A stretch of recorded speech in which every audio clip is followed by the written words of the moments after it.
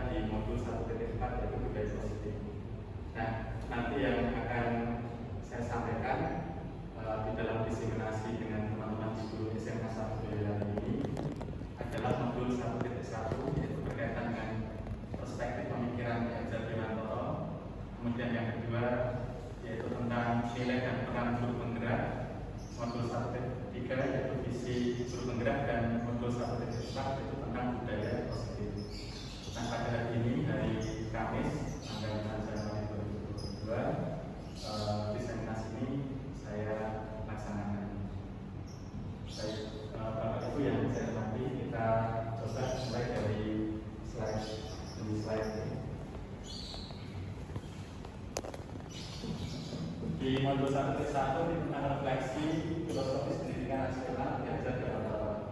Nah, dalam poin 1.1 perspektif pemikiran KHD yang sangat menjadi apa istilahnya yang perlu kita garis bawahi, yang menjadi acuan ada 3 hal Bapak Ibu.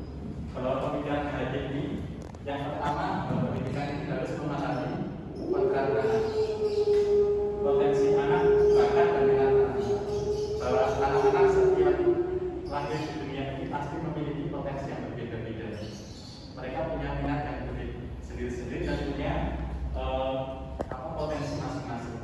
Sehingga kita sebagai guru diharapkan sesuai dengan pemikiran Edzard Dewantoro ini membimbing kodrat anak agar potensi minat dan bakat mereka bisa berkembang. Yang kedua yaitu prinsip beliau adalah bahwa guru ini harus menggambar anak-anak. Ini adalah pemikiran yang sangat menonjol dari pemikiran KHD ya. Apa maksud menggambar anak-anak? Bahwa pendidikan ini harus mengutamakan siswa di atas semuanya. Jadi siswa harus sebagai subjek pendidikan. Bahwa siswa bahwa pendidikan kita saat kita mengajar harus berpusat pada siswa. Jadi ini pemikiran beliau mengenai pengembangan anak. Terus yang ketiga, bahwa pendidikan ini adalah tempat persemaian benih-benih kebudayaan yang menghasilkan budi-pekerti.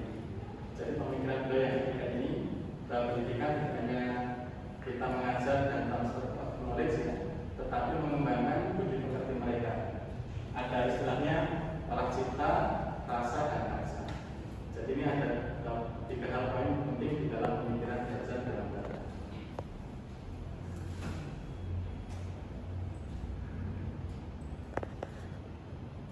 Terus yang berikutnya filosofis tentang merdeka belajar. Bahwa dalam hal ini mengacu pada 6 profil pelajar Pancasila agar lancar sesuai pemikiran KHD. Yang pertama adalah beriman dan bertakwa pada Tuhan Yang Maha Esa. Kemudian berakhlak mulia, kreatif, gotong royong, berkebinekaan global, bernalar kritis dan mandiri. Ini yang mungkin kita sering mendengar istilahnya pelopor Pancasila ya. Jadi siswa profil pelajar Pancasila.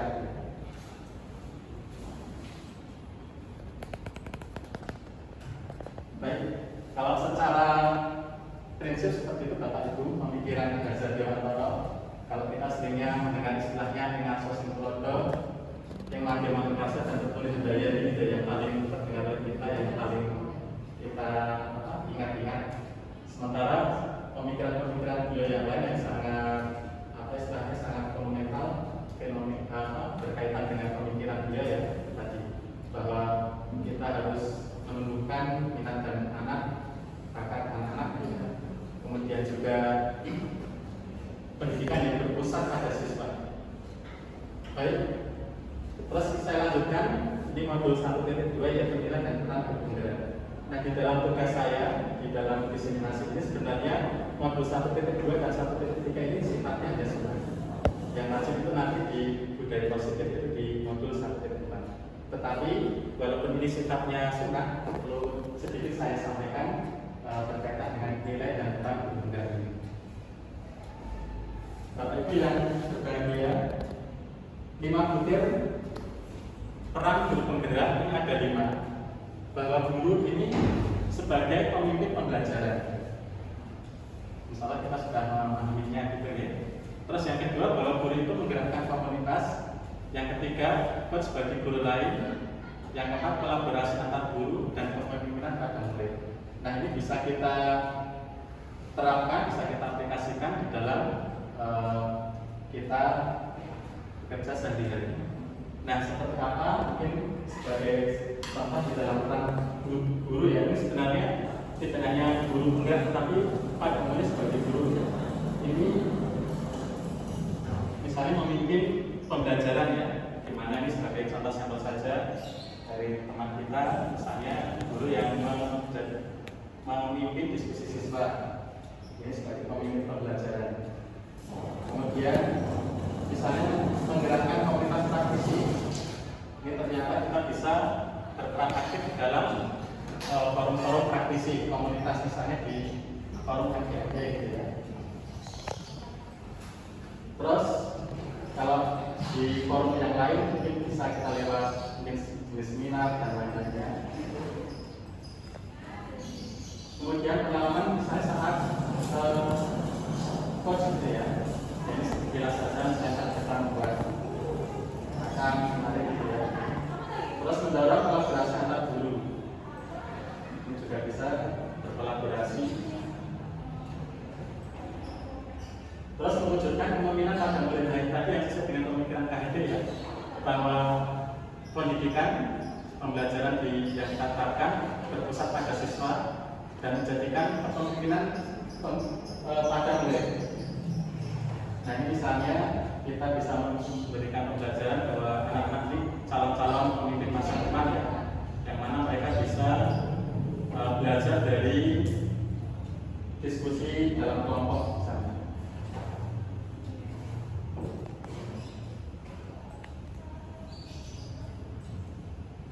Terus manakala dari nilai guru, misalnya kemandirian, kita memang diharapkan secara individu ini mandiri. Manakala ada semacam event atau semacam kegiatan, kita bisa secara mandiri bisa mengikutinya dan kita secara aktif misalnya. Ini yang kita yang diharapkan yang lain misalnya inovatif ya, dan itu insya Allah kita selaku guru pasti sesuai dengan mata bidang pelajaran kita masing-masing. Nilai-nilai inovatif itu dan nilai-nilai berpihak pada murid. Jadi dalam waktu kita di kelas selama belajar pelajaran, kita upayakan pendidikan pembelajaran itu berpusat pada siswa. Jadi benar-benar siswa inilah yang menjadi subjek belajar di kelas. Terus yang ketiga yaitu modul 1 kita tentang visi guru penggerak. Nah, di dalam visi pengembangan kita pasti berhubungan dengan aktor dan aset pendukung. Untuk aktor pendukung ini pasti karena berkaitan dengan sebuah visi itu melibatkan banyak pihak. Nah, yang pihak-pihak itu kita sebut dengan aktor. Bisa aktor pendukung secara internal, bisa eksternal, dan juga bisa aset. Nah, untuk aktor pendukung internal tentu saja pimpinan kita yaitu kepala sekolah ini sebagai aktor pendukung internal, yang mana dengan kekuatan kepala sekolah memiliki peran yang memberikan kebijakan dan kebijaksanaan dalam mewujudkan sebuah visi. Terus aktor pendukung internal ya teman-teman kita di belakang. Saya ambil ini sampel saja ya, contoh bahwa aktor pendukung ini termasuk teman-teman kita yang ada di belakang saya di sini. Terus aktor yang lain yaitu di tata usaha, teman-teman di tenaga pendidikan ini aktor pendukung juga. Terus aktor pendukung internal guru sejawat, bahwa teman sejawat ini termasuk aktor-aktor pendukung yang akan mewujudkan visi sekolah.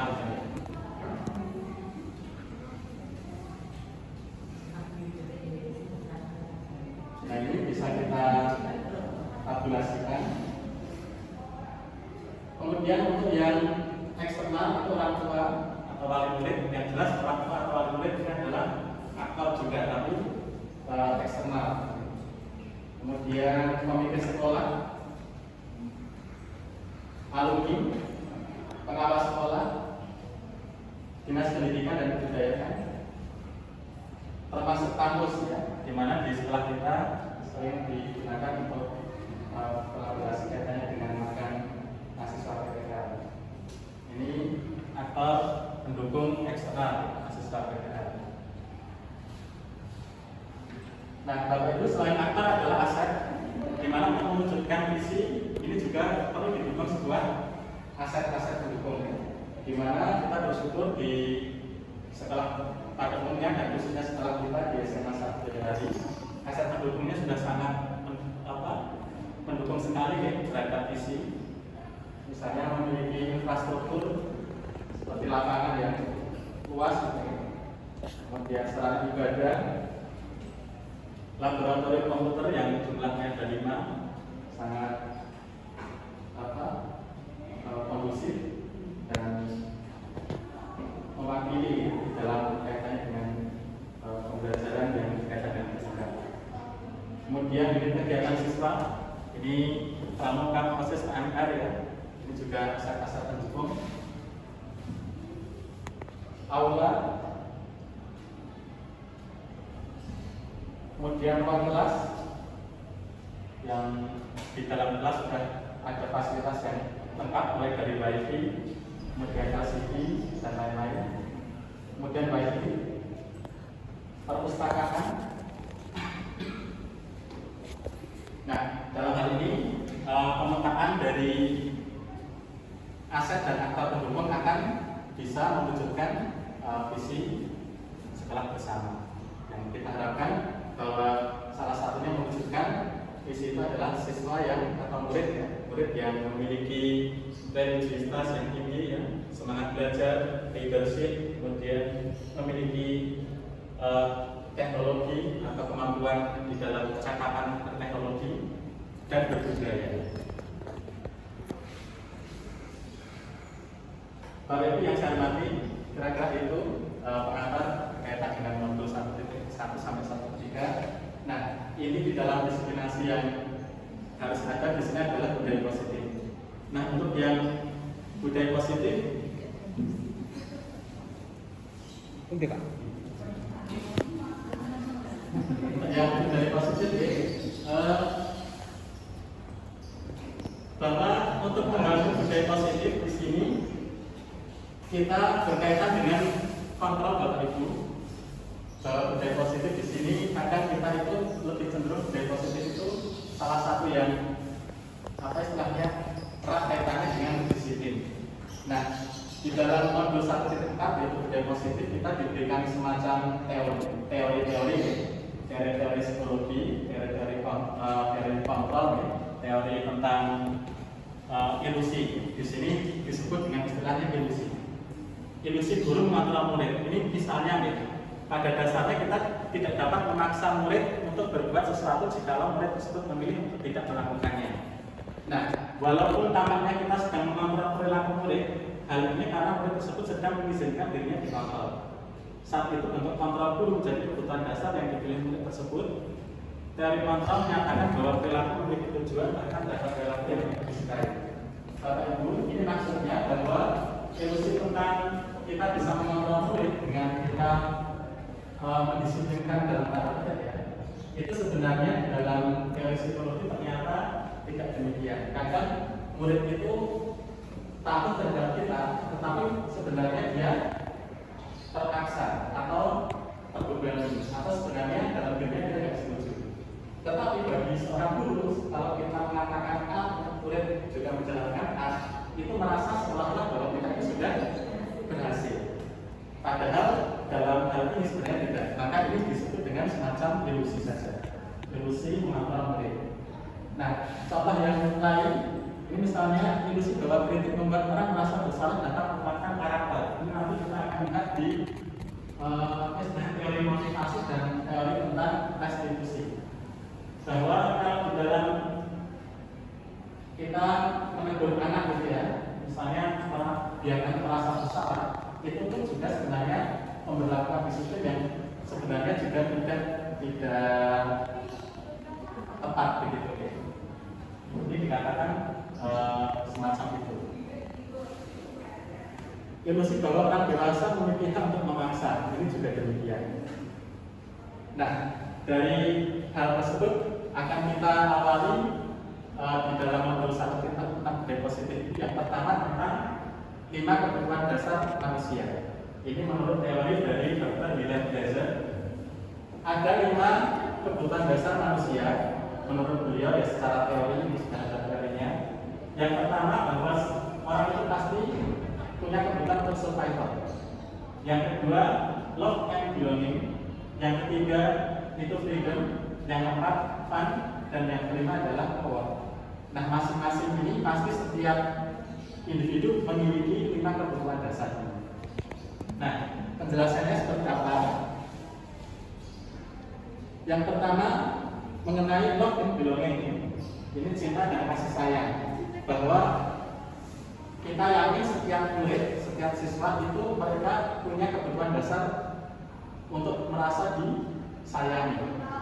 Kita selaku orang tua, selaku guru di sekolahan meyakini bahwa semua siswa kita memiliki kebutuhan dasar akan hal itu.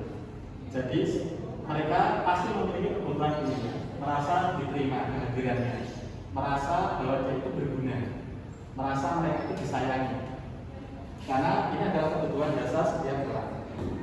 Yang kedua adalah survival, yaitu kebutuhan hidup, seperti makan, minum, kesehatan, rumah, makanan. Ya. Kemudian, nah ini bahwa siswa atau murid kita memiliki kebutuhan dasar akan pemasangan, yaitu kebutuhan pengakuan atas kemampuan. Sehingga manakala mereka itu punya, misalnya punya kemampuan untuk menjawab soal gitu ya, maka akan kita dianjurkan untuk memberikan semacam reward gitu ya. Reward ini tidak mesti tidak mesti dalam bentuk barang, tapi dalam bentuk ucapan, misalnya selamat, Anda rajin, Anda pintar gitu ya. Saat kita melakukan itu, kebutuhan dasar mereka yaitu akan pengakuan itu tercukupi, karena sebenarnya siswa juga berharap seperti itu. Bahkan kadang anak itu saat kita panggil namanya saja itu sudah merasa senang terhadap kekuasaan ini. Terus kebebasan, ini ya kebutuhan akan pilihan. Terus yang terakhir akan kesenangan. Kita pastikan bahwa mereka belajar di kelas itu tercukupi akan membutuhkan dia dasar itu yaitu tentang kesenangan. Karena saat mereka belajar dengan senang dan dengan mereka merasa happy gitu ya, itu akan mewujudkan semangat mereka dalam belajar dan bisa mewujudkan mereka belajar mereka juga. Dari itu yang berbahagia. Nah, setelah lihat 5 kebutuhan dasar di dalam modul budaya positif ini kita diberikan materi tentang motivasi seseorang itu melakukan tindakan. Nah, ini menurut kalian yang berbahasa ini bahwa setiap orang di dalam melakukan perbuatan itu pasti punya motivasi. Nah, di dalam teori itu motivasinya ada 3. Motivasinya yang pertama itu untuk menghindari ketidaknyamanan atau hubungan. Kadang siswa melakukan sesuatu itu motivasinya hanya sekedar biar dia gugur kewajiban atau terlepas dari semacam sanksi atau hukuman. Nah, motivasi semacam ini misalnya kita beri contoh sederhana gitu ya. Pada saat ada anak yang mengerjakan karena dia takut dimarah-marahi oleh gurunya karena tidak mengerjakan PR misalnya, maka motivasi ini motivasi yang pertama ini, hanya motivasi agar dia terhindar dari ketidaknyamanan. Walaupun dia mengerjakan PR tersebut atau tugas tersebut, tetapi sebenarnya tidak tidak bisa maksimal karena dia hanya sekedar motivasi yang pertama. Terus yang kedua untuk mendapatkan imbalan. Nah, ini agak lebih di atas dari motivasi yang pertama. Jadi dia biasanya mengapa mengerjakan agar dapat nilai yang tinggi, itu sudah bagus. Tetapi motivasi ini masih motivasi yang setengah-setengah, motivasi tengahan gitu ya. Karena dia hanya ingin mendapatkan penghargaan berupa nilai. Jadi dia belajar akan dapat nilai, dia belajar akan dapat ranking 1. Ini motivasi yang kedua. Ini masih tengah-tengah yang diharapkan itu nantinya saat siswa melakukan itu motivasinya yang ketiga ini, motivasi bahwa untuk menjadi orang yang mereka inginkan dan menghargai diri sendiri dengan nilai-nilai yang mereka percaya.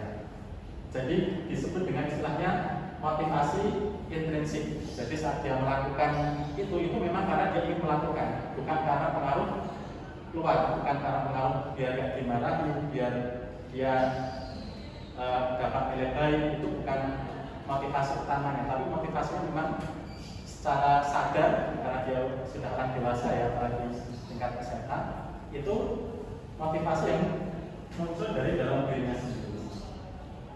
Bapak Ibu, ini dua hal kaitannya dengan budaya positif ya.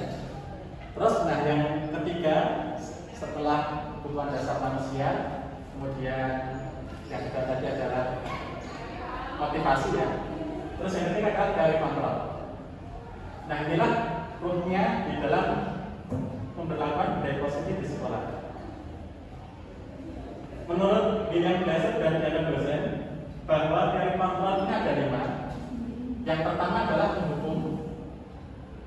Nah ini langsung saja ya, di teori ini menghukum ini biasanya menggunakan hukuman fisik.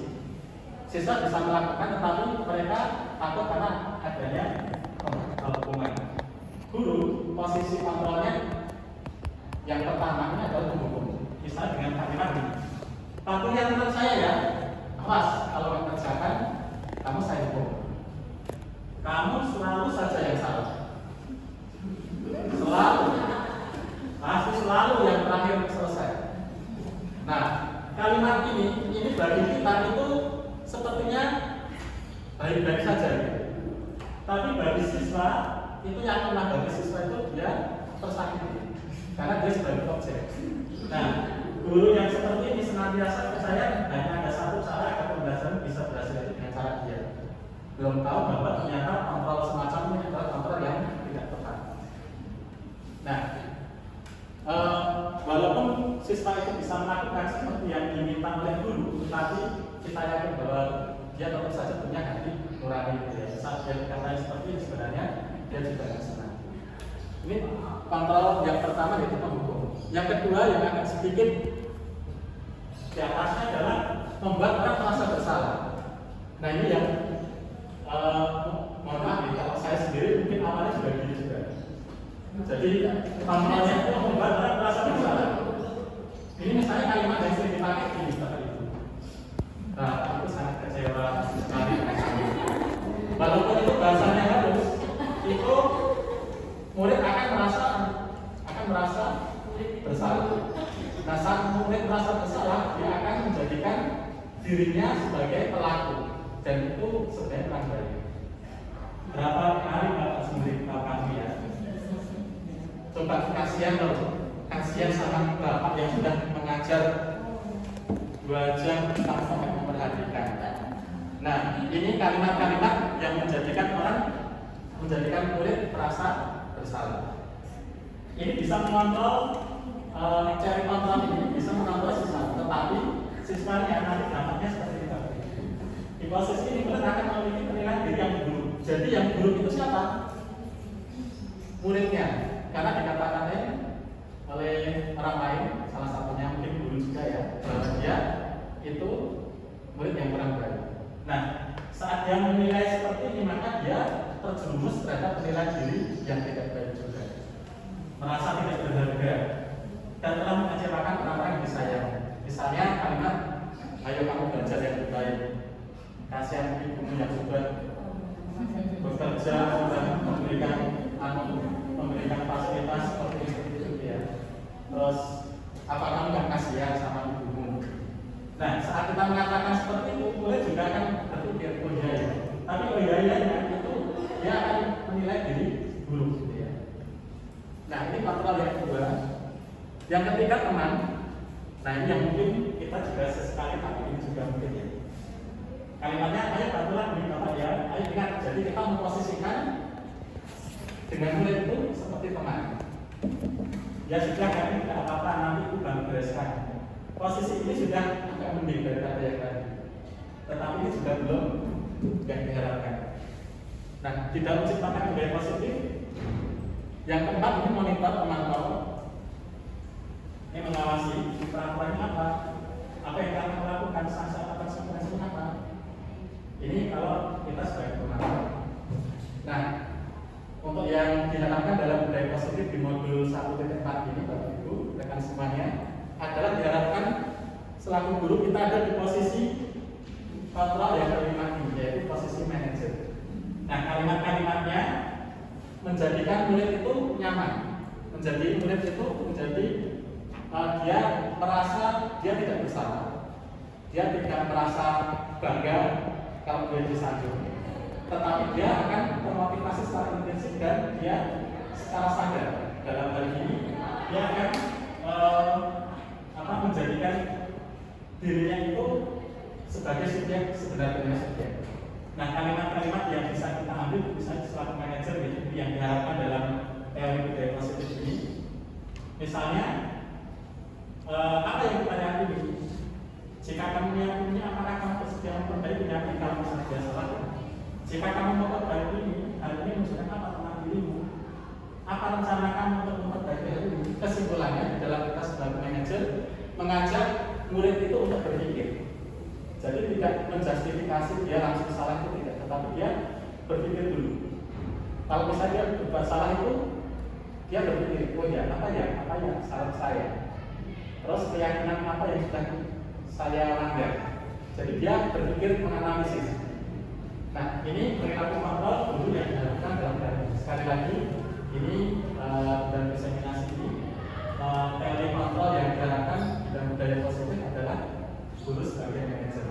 Nah, kesimpulannya dalam hal ini, Bapak Ibu, kita bisa lihat dalam hal APPID. Posisi kontrol dulu menurut Diana Dozen yang tahun 2004. Ini Bapak Ibu, kan tadi ada 5 ya: penghukum, pembuat rasa bersalah, teman, pengontrol, dan manajer. Nah, tindakannya seperti biasanya. Kalau penghukum biasanya sering memarah-marahi, menyakiti, mungkin tidak fisik ya, tetapi verbal.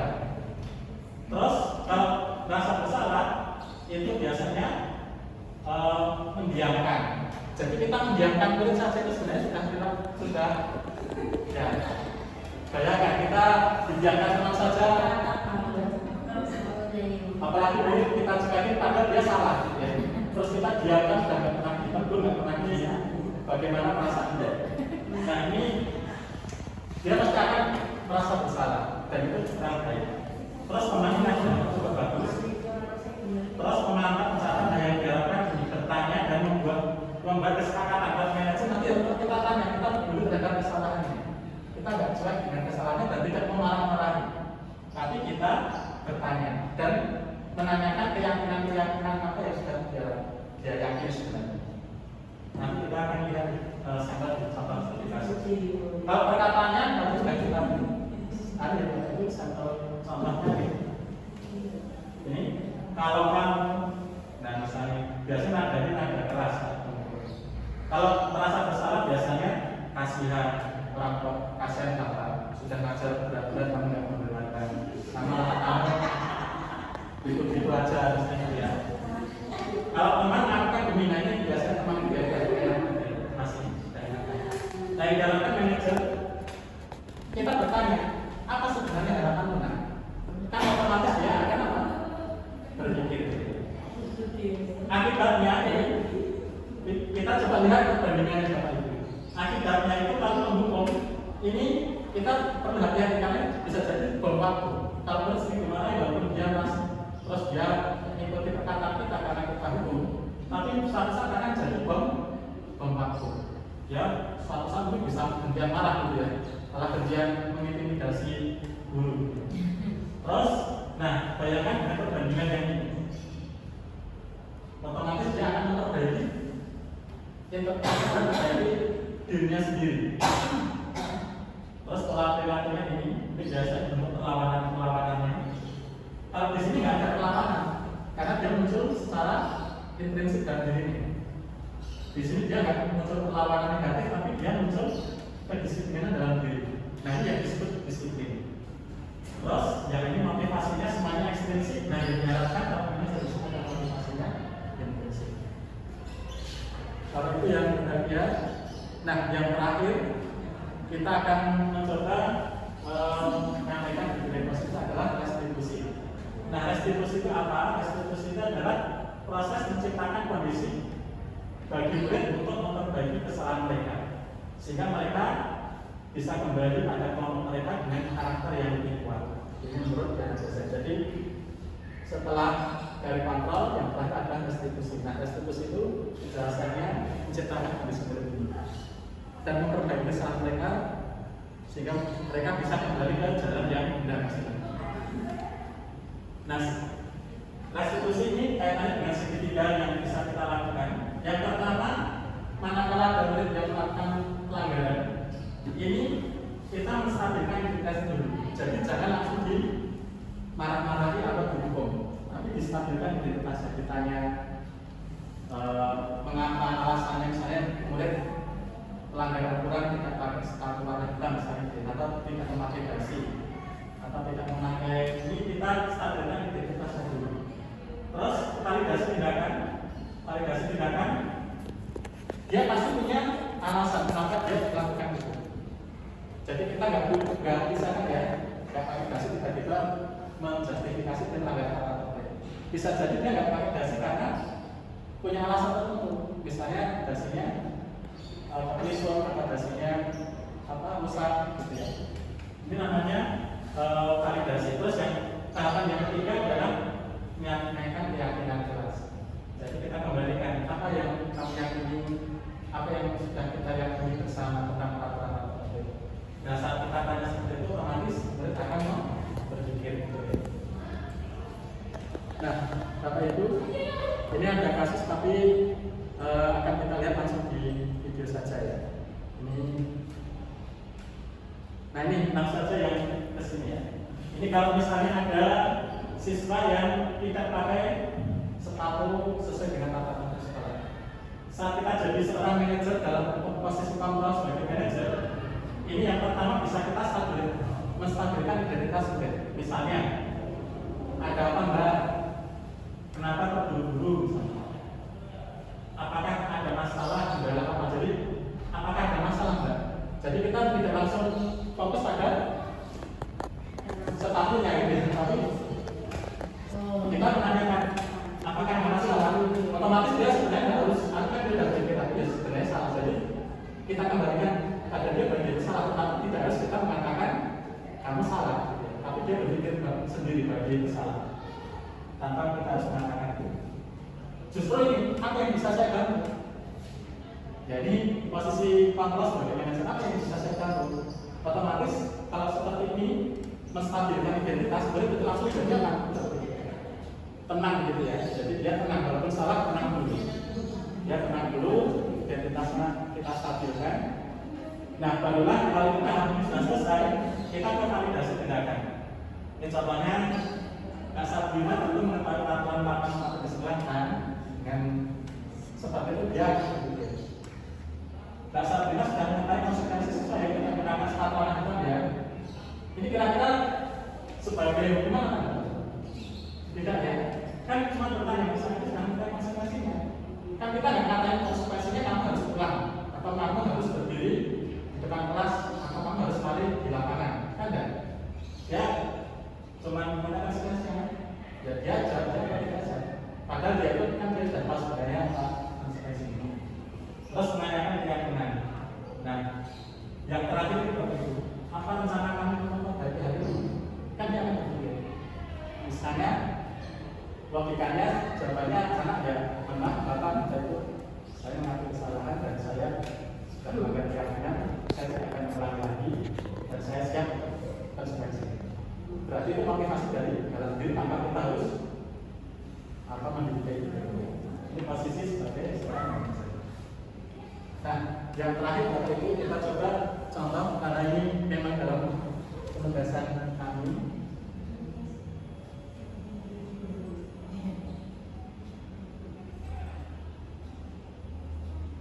kita berusaha setiap ini sebagai contoh saja, kita membuat semacam kesepakatan bersama yang itu manakala ada apa, nanti ada semacam pelanggaran ya mereka sudah tahu semuanya sendiri-sendiri bahwa dia melanggar keyakinan kelas.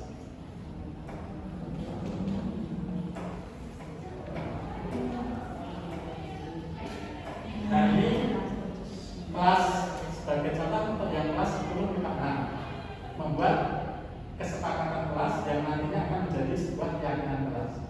Di antaranya yaitu hadir tepat waktu.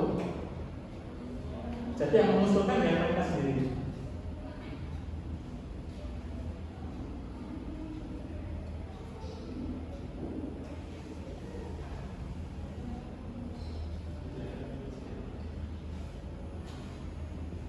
Maaf ini saya percepat.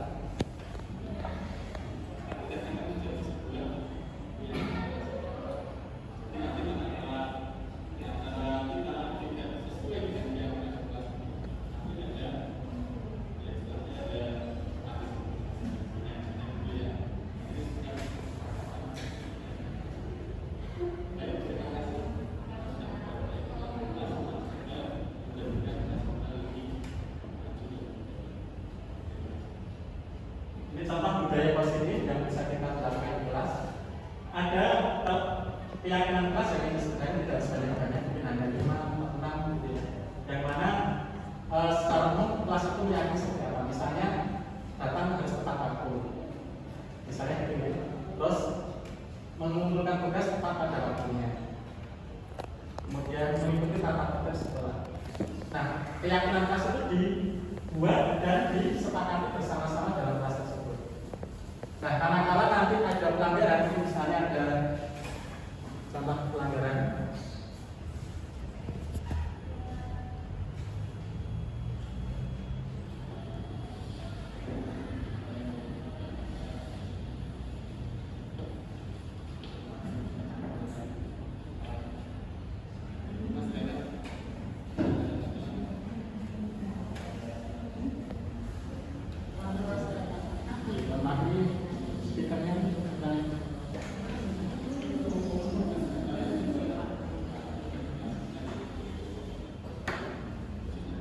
Guru tersebut ini mengetahui bahwa siswa ini melakukan kesalahan, tapi guru tersebut tidak langsung mendukung di depan kelas, tapi dia memposisikan kontrol sebagai seorang manajer.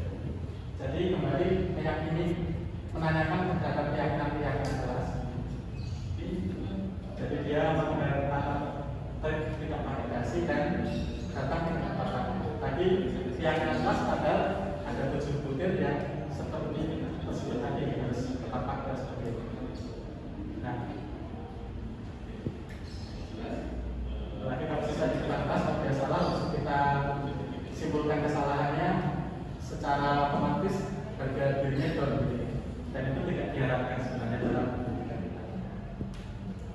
Nah, nanti kalau sudah selesai baru kita bisa buat restitusi.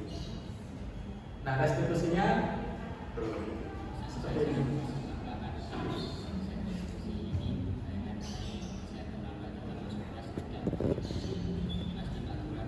Jadi siswa yang tadi melanggar aturan tadi, dia berpikir merefleksi apa kesalahan saya, terus dia bisa memperbaiki dirinya sendiri dan termotivasi dalam dirinya untuk membenahi dirinya sendiri. Nah, budaya positif inilah yang nanti diharapkan muncul di bimbingan kelas atau sekolah.